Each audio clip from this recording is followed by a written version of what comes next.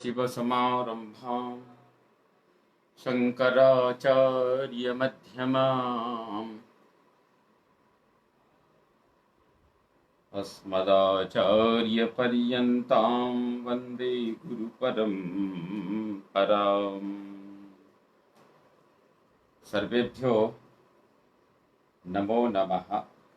इदानीम् अद्य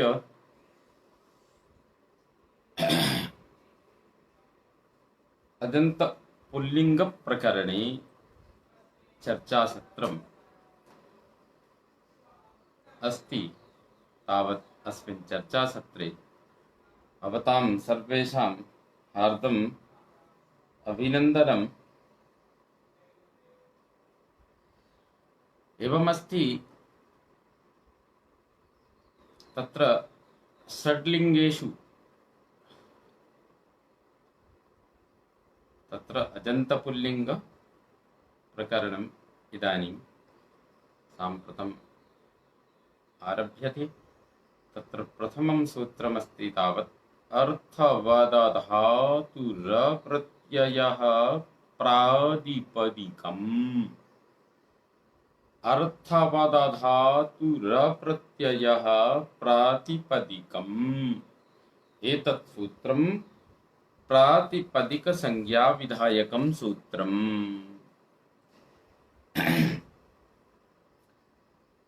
तो अस्य तावत् एवं भवति। अर्थवदधातुरप्रत्ययः प्रातिपदिकं, तो प्रातिपदिकं प्रातिपदिक संज्ञा विधायकम् एतत् सूत्रम्। यत् सर्वमपि प्रातिपदिकमपि सर्वे यानि नामानि यावन्तः संज्ञाः तत्सर्वं प्रातिपदिकम् एव वर्तते। प्रातिपदिकविषये किमुच्यते? तत्र विद्वान् कीदृक् वचो ब्रूते, विद्वान् कीदृक् वचो ब्रूते, को रोगी कश्च नास्तिकः, को रोगी कश्च नास्तिकः, कीदृक् चन्द्रं न पश्यन्ति, तत्सूत्रं पाणिनेर्वद। अस्माकं संस्कृतजगति पहेली अपि, अर्थात् तत्र एवम् अस्ति, एषा प्रक्रिया अस्ति मनोविनोदाय। कश्चन तत्र पृच्छति यत् पाणिनेः तादृक् सूत्रं वदतु यत्र किं किमस्ति। विद्वान् कीदृक् वचो ब्रूते, विद्वान् कीदृक् वचो ब्रूते, विद्वान् कीदृक् वचो ब्रूते, को रोगी कश्च नास्तिकः, कीदृक् चन्द्रं न पश्यन्ति, तत्सूत्रं पाणिनेर्वद। तो विद्वान् कीदृक् वचो ब्रूते, तो विदुषां सर्वम् अर्थवदेव भवति। तो अत्र अस्ति न, अर्थवदधातुरप्रत्ययः प्रातिपदिकम्। अत्र एवमुच्यते, अर्थवदधातुरप्रत्ययः प्रातिपदिकम्। अत्र अर्थवत् प्रातिपदिकं किं भवति? यः अर्थवान् शब्दस्वरूपं यदस्ति तदेव प्रातिपदिकं भवितुम् अर्हति। प्रातिपदिक संज्ञा कस्य भवति? यः अर्थवान् भवति तस्य प्रातिपदिक संज्ञा भवति। अथ च अधातुः, धातु भिन्नं यद् भवति। अन्यथा राम अस्ति, यस्य प्रातिपदिक संज्ञा भविष्यति, अर्थवान् अस्ति, परं रम् इत्यस्य न भविष्यति। भू इत्यस्य प्रातिपदिक संज्ञा न भविष्यति। भू इत्यस्य तु भूवादयो धातवः इति सूत्रेण धातु संज्ञा एव भवति। तो अनेन प्रकारेण तो कस्य कस्य प्रातिपदिक संज्ञा भवति? तर्हि अर्थवान् यः, अधातु अर्थात् धातु भिन्नं यत्, अप्रत्ययः प्रत्यय भिन्नं यत्, तो प्रत्यय भिन्नम, तो प्रत्ययेन तत्र प्रत्ययान्त तदादीय भिन्नमपि वर्तते तदर्थः, तदन्तस्य ग्रहणमस्ति अत्र। अर्थात् प्रातिपदिक संज्ञा कस्य कस्य भवति, तो इति सिद्धमस्ति अनेन सूत्रेण। अर्थवान् यत् शब्दस्वरूपम्, तो धातुम् अस्य सामान्यतया वृत्तिरेव स्मरणीया। धातुं प्रत्ययं प्रत्ययान्तं च वर्जयित्वा अर्थवत् शब्दस्वरूपं प्रातिपदिकसंज्ञं स्यात्।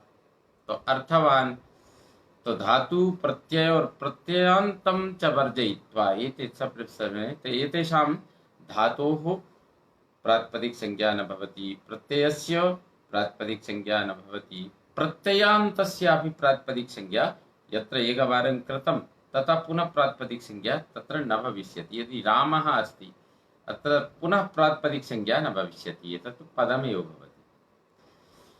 तो अनेन प्रकारेण धातुं प्रत्ययं प्रत्ययान्तम् अर्थपठितम्। अत्र स्पष्टमेव अस्ति अर्थवत्, अर्थवान हो, लेकिन वो अर्थवान कैसा हो, जो धातु से भिन्न हो,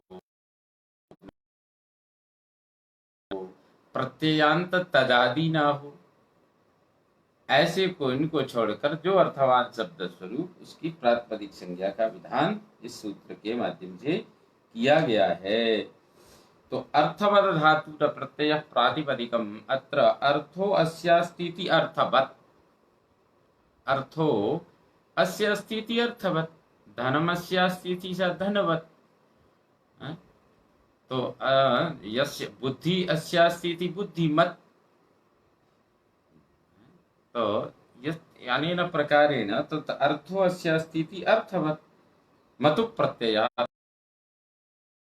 अर्थवत्, न धातुः अधातुः, न प्रत्ययः अप्रत्ययः, अत्र नै तत्पुरुष, इसलिए अप्रत्ययः, अर्थवत् अधातुः नै समासः, और अप्रत्ययः धातुः अप्रत्ययः, अधातुः अप्रत्ययः अत्र वर्तते। तो अर्थवत् प्रथमान्तम्, अधातुः इति प्रथमान्तम्, अप्रत्ययः इति प्रथमान्तम्, प्रातिपदिकम् इति प्रथमान्तम्, अनेक पदमिदं सूत्रम्। अत्र अस्ति अर्थवत्, अधातुः, अप्रत्ययः और प्रातिपदिकम्। तो प्रातिपदिकम् इत्यपि प्रथमान्तम्। तो धातु प्रत्यय और प्रत्ययांत को छोड़कर जो अर्थवान शब्द स्वरूप उसकी जो ना प्रातिपदिक संज्ञा होती है, सह तादृक् स्वरूपः प्रातिपदिक संज्ञकः भवति। यह अर्थवान यत् स्वरूपम्, अर्थवत् यत् स्वरूपम्, अर्थवत् यत् स्वरूपम् तत् कीदृक् भवेत्, धातु भिन्नं भवेत्, प्रत्यय भिन्नं भवेत्, प्रत्ययान्त तदादि भिन्नं यत् अर्थवत् शब्द स्वरूपं सह प्रातिपदिक तत् प्रातिपदिक संज्ञकं भवति। प्रकारेण प्रातिपदिक संज्ञा विधायकं सूत्रम्। तो प्रातिपदिक विषये अत्र तत्र एकः श्लोकः तत्र किमस्ति, मया इदानीमेव श्रावितः श्लोकः किमस्ति, विद्वान् कीदृक् वचो ब्रूते। अत्र सूत्रे पश्यन्तु भवन्तः, सः विद्वान् अर्थवत् वदति। को रोगी, यस्य तत्र धातुः न भवति, अधातुः यः भवति सः रोगी एव। नास्तिकः कः भवति, कः भवति नास्तिकः, अप्रत्ययः, यस्य ज्ञानं स प्रभो विषये अथवा आत्मनः परंपरा विषये, आत्मनः राष्ट्र विषये न जानाति, सः कथं भवति, नास्तिकः भवति। सः, तस्य आस्था न भवति। स्वकीयम् अस्माकं देशस्य संविधानं किं, तत्र अस्माभिः कथम् आचरणीयं, तस्य श्रद्धा एव न भवति। अथवा कश्चन तथा एवमपि केचन भवन्ति ये राष्ट्रविरोधिनः भवन्ति, जन्म प्रवृत्ति एव तेषां मनसि तथा भवति, तेषां संगति तथा भवति, अतः ते नास्तिकाः इति पदेन। तो विद्वान् कीदृक् वचो ब्रूते, अस्मिन्नेव सूत्रे सर्वेषां तथा वर्तते। विद्वान् अर्थवत् वदति, धातुः यस्य धातु क्षीणा यः भवति सः रोगी एव भवति। अप्रत्ययः नास्तिकः कः? कश्च नास्तिकः। और विद्वान कीदृक् वचो ब्रूते को रोगी कश्च नास्तिकः। चंद्रम न पश्यन्ति। चंद्रमा कब हम नहीं देखते हैं? कम चंद्रमसं वयं न पश्यामः। तर्हि तादृक् चंद्रमसं यत् प्रातिपदिकं भवति, अर्थात प्रातिपदिकं चंद्रमसं वयं न पश्यामः। अर्थात अमावास्यानन्तरं तो प्रतिपदायां चंद्रमसः दर्शनं न भवति। अतः अत्र सम्यगेव उक्तम्। अत्र एवमेव पृच्छा अस्ति अस्मिन् श्लोकेन, तादृक् पाणिनेः सूत्रं वद यत्र एतेषां सर्वेषाम् अर्थावगमः भवेत्। उत्तरं स्यात्। तो तत्सूत्रं किमस्ति? तत्सूत्रं पाणिनेर्वद। तो तत्सूत्रमस्ति अर्थवदधातुरप्रत्ययः प्रातिपदिकम्। अर्थवत्, तो अर्थवान शब्द स्वरूप जो धातु से भिन्न, प्रत्यय से भिन्न, प्रत्यांत तदादि से भिन्न, ऐसे उस अर्थवान शब्द स्वरूप की प्रातिपदिक संज्ञा होती है एवं निश्चितमस्ति। अतः अनन्तरं यद्यपि अत्र बहुविध अर्थः क्रियन्ते विद्वद्भिः, तथापि सामान्यतया एतावदेव प्रातिपदिक संज्ञा तथा तो अनेन क्रियते, परम अन्येषां कः करिष्यति। लक्षणस्य प्रवृत्तिः पर्जन्यवत् भवति। तो अनेन तो तथा कृतं, परम अन्यत्र कथं भविष्यति? अयं तो प्रत्ययस्यापि न करोति, प्रत्ययान्त तदादेः अपि न करोति। तर्हि एवं यद्यपि अत्र एवं चिन्तनीयं, पक्षद्वयमस्ति। व्युत्पन्न पक्षम और अव्युत्पन्न यौगिकम। तो अव्युत्पन्न पक्षे रूढ़ी अवस्थाया, अव्युत्पन्न पक्ष अर्थात रूढ़ी में व्युत्पन्न और अव्युत्पन्न के विषय में सरलतया सामान्य रूप से यह हमें समझना चाहिए। अत्र एवं ज्ञातव्यम यथा रम धातु अस्ति, रमु क्रीडायामिति धातु अस्ति। तो रमु क्रीडायामिति धातु अस्ति, अस्मात् धातोः घञ् प्रत्यये कृते आदि अचः दीर्घे कृते रामः इति भवति। राम इति भवति। राम घञ् प्रत्यये कृते सति, परं राम इत्यस्य प्रातिपदिक संज्ञा कथं भविष्यति? यतोहि प्रत्ययान्तदादि अस्ति राम। रमु अत्र भ्वादेव धातवः इति सूत्रेण धातु संज्ञायां सत्यां तत्र ततः घञ् प्रत्यये कृते सति। तो घञ् प्रत्यये कृते सति तो राम इति शब्दस्य निष्पत्ति भवति। तर्हि राम शब्दस्य प्रातिपदिक संज्ञा कथं स्यात्? तो रूढ़ी शब्दे तो दशराथापत्यं राम इति यदि अस्ति तावत् तो भविष्यति, परं व्युत्पत्ति पक्षे कथं भवेत्? तो अव्युत्पन्न पक्षे तो भवेत्, समुदायस्य भविष्यति, परं व्युत्पत्तिं यदि वयं कुर्मः, रमु क्रीडायां रमन्ते योगिनो अस्मिन् इति रामः, तर्हि यस्य कथं भवेत्? तर्हि तत्र पाणिनिना तथा व्यवस्था कृता। भवतु यथा कथितं तत् कथितं, परम् उपायः अस्ति। तथा अस्ति न, यदि कश्चन किमपि कार्यं वाञ्छति चेत् उपायाः भवन्ति। तो तत्र यदि न वाञ्छति चेत् तथापि बहानेबाजी अपि बहु भवति। अतः पाणिनि तथा नास्ति।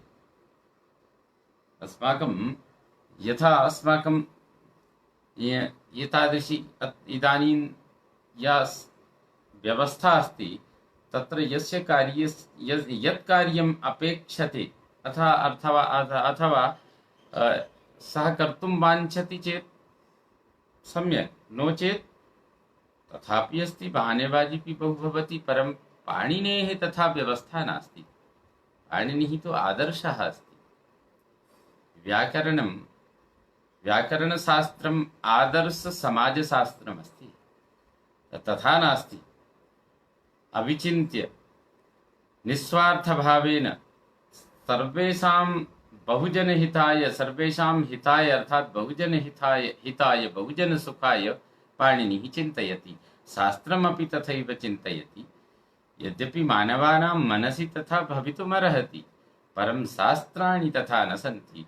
अतः शास्त्राणां बहु आदरः समाजेषु अपि अस्ति। यः न करोति सः अपि स्वीकरोति मानवः, यतोः अत्र अहं शास्त्रं न स्वीकृतवान्, शास्त्रसम्मतं कार्यं न कर्तुं शक्तवान् इति सः अपि स्वीकरोति। अतः विशुद्धं समाजशास्त्रं पाणिनेः शास्त्रं वर्तते। पश्यन्तु कथं तत्र विदुषां वाक् कथं भवति, अर्थवान् भवति। रोगी कः भवति, धातु क्षीणः यः जनः सः रोगी भवति। अतः सम्यक् प्रकारेण आत्मनः शरीरस्य पोषणव्यवस्था, आरोग्यव्यवस्था स्वयमेव अस्माभिः परिकल्पनीया, परिचिन्तनीया। तदनुगुणम् अस्माकं दिनचर्या भवेत्, असनं वसनं तथा भवेत्। तो अप्रत्ययः अर्थात् अस्माकं तथा नास्तिकता, राष्ट्र भक्तौ अर्थात राष्ट्रम् एव अस्माकम् ईश्वरम्, राष्ट्रमेव अस्माकम् ईश्वरः, राष्ट्रम् अस्माकम् ईश्वरम् इति मत्वा, राष्ट्रम् अस्माकम् ईश्वरः, राष्ट्रम् अस्माकं सर्वं स्वम् इति मत्वा राष्ट्रसेवा, राष्ट्रं प्रति अस्माकं यानि कर्तव्यानि तानि अस्माभिः निश्चितरूपेण कर्तव्यानि। तो अप्रत्ययः अस्माकं तथा न भवेत्। को रोगी कश्च नास्तिकः, अस्माकं नास्तिकता यत्र कुत्रापि भवेत्, परं राष्ट्रं प्रति अस्माकं यत् कर्तव्यं तदस्माभिः करणीयम्। समाजं प्रति अस्माकं यत् कार्यं तत् करणीयम्। अस्मासु यः सम्बन्धभावः, तेषां सर्वेषां सम्बन्धानाम् अनुपालनम् अस्माभिः करणीयम् इति अनेन सूत्रेण पाणिनिना निर्दिष्टं। तथा च तत् निर्देशः अपि विहितः, शास्त्रेपि तेषां तथा आचरणं तत्र अस्ति एव, समाजेपि तथा स्यात्। अतः प्रातिपदिकं, तो प्रातिपदिकं स एव भवति यत्र अनेन प्रकारेण सर्वं भवति। तो प्रातिपदिकम् इति अस्माभिः प्रातिपदिकसंज्ञकं तदेव पदं भवति, तदेव शब्दस्वरूपं भवति यः अर्थवान् भवति। अर्थवान् सः न तत् यस्य पार्श्वे बहुधनं स्यात्, न आचारवान्। आचारहीनं न पुनन्ति वेदाः। अर्थं व्यक्ति वैशिष्ट्यं तदेव यः सम्यक् कार्यकर्ता भवेत्, यस्य मनसि समाजं प्रति, राष्ट्रं प्रति आदरभावः, सम्मानभावः भवति, स एव अर्थवान्। स एव प्रातिपदिकसंज्ञकः भवति, स एव समाजस्य उन्नायकः भवति, तस्य एव समाजे सम्मानं भवति। अर्थात् तथा अस्माभिः आचरणीयम् इति अनेन सूत्रेण ज्ञायते। एतत् अतः एव उच्यते यत् पाणिनेः शास्त्रं विशुद्धं समाजशास्त्रम् अस्ति, सामाजिकैः अस्य अध्ययनं करणीयम्। यदि तत्र तादृक् न भवति, प्रत्ययं प्रत्ययान्तं च वर्जयित्वा अस्ति, तर्हि प्रत्ययान्तं तु यदि व्युत्पन्न पक्षद्वयम् अस्ति, कथमस्ति, यथा अस्माकं सर्वमेव आलोडनं क्रियते, अयं कुत्रत्यः, कथम् अस्य निष्पत्तिः, कथम् अत्र आगतवान्, कथं परिव्राजकः अयं जातः, कथं बहिः आगतः, अस्य सम्पूर्णमपि ऐतिहासिकं, भौगोलिकं तस्य तस्य मानसिकं शैक्षणिकं तत्र सर्वं वृत्तं यदि वयं पश्यामश्चेत् तदनुगुणं व्यवहारः भवति। कदाचित् एवं भवति, भावनया सम्यक् कार्यं करोति, योग्यतां परिलक्ष्य यत् भवति तदपि भवति। पक्षद्वयमस्ति। अयं बहु योग्यः अस्ति, कुत्रत्य स्यात्, किमपि स्यात्, परम् अस्मिन् कर्मणि अयं योग्यः इति धिया तस्य तत्र दायित्वप्रदानम् इति एकम्। अपरं भवति कुत्रत्यः, कस्य अस्य जातिः, अस्य धर्मः, अस्य ज्ञानम्, अस्य ग्रामः, अस्य उत्पत्तिः, अस्य सम्बन्धिनः इत्यादिकं भवति चेत् व्युत्पन्नपक्षम्। तथैव शास्त्रे अपि श्रीराम इत्यस्य कुतः अस्य निर्माणं, कथमस्य शब्दस्य निर्मितिः इति चिन्तयामश्चेत् तत्सर्वं भवति व्युत्पत्तिपक्षं, व्युत्पन्नपक्षः भवति। अनन्तरं रूढिरूपेण राम दशरथापत्य राम वयं किमपि न जानीमः। रूढि यथा मण्डं पिबति इति मण्डपः, माण्डं पिबति, अथ कुशान् लाति इति कुशलः इति व्युत्पत्तिपक्षे अस्ति। परम् अव्युत्पन्नपक्षे कुशलः निपुणः चतुरः। घास लाने वाला कुशा जो लेके आता है पहाड़ के, सह कुशान लाती थी कुशला, मंडम पाती थी मंडपः। परम व्युत्पन्न पक्षे अव्युत्पन्न पक्षे तो अव्युत्पन्न पक्षे तो मंडप जो 4 स्तंभों से या 16 स्तंभों से यज्ञ मंडप सजाया गया है, वो मंडप में रूढ़ हो गया। तो अनेनैव प्रकारेण तथा व्यवस्था व्याकरण शास्त्रे विद्यते। अतः तो राम इत्यस्य प्रातिपदिक संज्ञा कथं भवेत्? व्युत्पत्ति पक्षे तो भविष्यति, परं व्युत्पन्न पक्षे न भवेत्। अतः सूत्रम् आगच्छति, पाणिनिः तथा चिन्तयति, दूरदर्शी अस्ति, पारदर्शी अस्ति। उक्तवान् कृत्तद्धित समासाश्च किमस्ति? तो कृत्तद्धित समासाश्च, कृत्तद्धितान्तौ समासाश्च तथा स्युः। तो कृत्तद्धितान्तौ, कृदंत और तद्धितांत और समास, कृत्तद्धितान्तौ समासाश्च।